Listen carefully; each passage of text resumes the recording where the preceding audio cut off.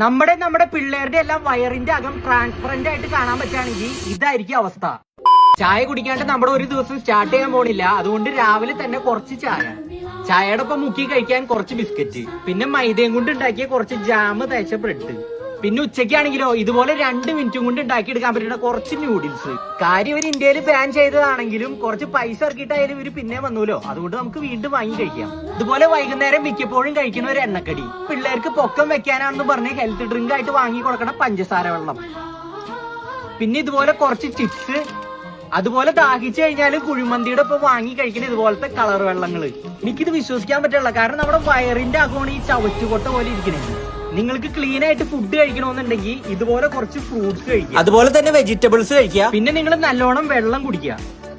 നമ്മുടെ ശരീരത്തിന് ആവശ്യമുള്ള സംഭവമാണ് പ്രോട്ടീൻ, അതുകൊണ്ട് നല്ല പ്രോട്ടീൻ കണ്ടന്റ് ഉള്ള ഫുഡുകളും കഴിക്കുക. എനിക്ക് ഇത്രേ പറയാനുള്ളൂ, സ്വന്തം കയ്യിലെ പൈസ അങ്ങോട്ട് കൊടുത്ത് നമ്മുടെ പിള്ളേരുടെ ഹെൽത്ത് ഇല്ലാണ്ടാക്കരുത്.